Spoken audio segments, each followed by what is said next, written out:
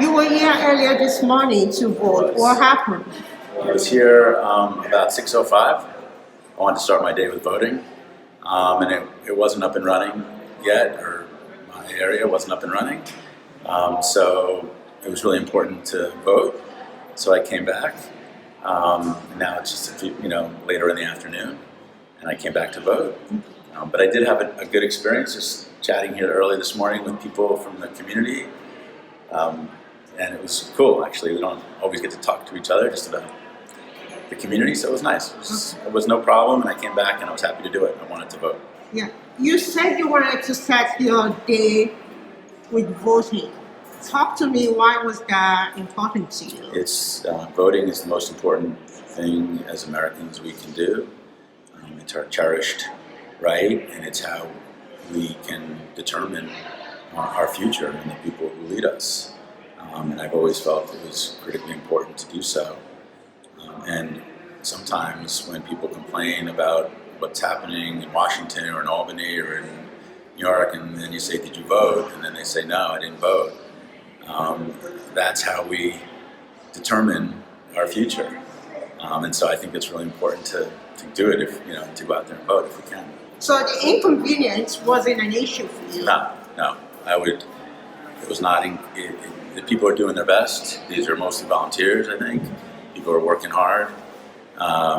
Things happen in everybody's life, and it just happened that I couldn't stick around in the first part of the early morning, and I was planning my day so that I would then come back later in the day. I guess my other question is, you talk about what is the qualities that you look for in the candidate that you voted for today? So the candidates that I look for are trustworthy. They believe in the fundamentals of our democracy. They believe in telling the truth. They believe in our institutions. And whether win, lose, or draw, that's the foundations of our society. And I look for people who are going to be inclusive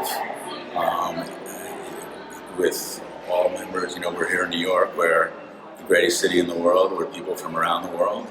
And you see a tremendous amount of respect for people and tolerance, and frankly, that's what you love about New York. It's the music and the food and the language and the hearing stories from other places.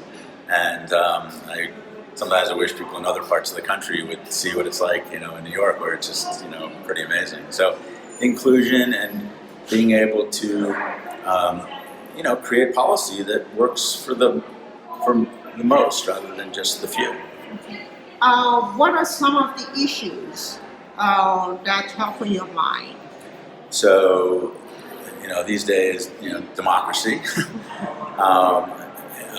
the reproductive rights. I believe in the woman's right to choose, which is clearly under attack.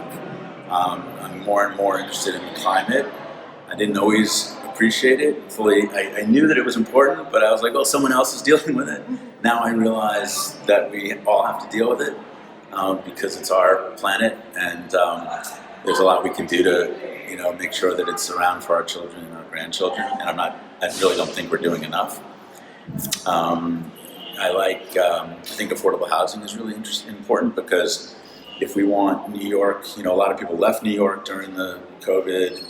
And a lot of people aren't going back to the office, but we need affordable housing so that people can get to their offices for some days a week in a reasonable amount of time. Commuting, I was reading, an article that commuting long distances is a problem for people, and I get it. It costs not just time, money. Yeah, correct. Wasted. So I think affordable housing, and those are probably and crime. I mean, I do think, we're in an era where there's, in the subways, we need to make sure, oh God, I'm homeless. I feel, I'm rambling, but, I walk around our neighborhood and I feel terrible for the homeless. I feel it's not good for anybody. And I feel awful to see the people, but I also think, can't there be a solution of some way? There's a lot of smart people who solve a lot of big problems. and I figure that's one we can be able to solve. So I've given you 5 or 6 ideas.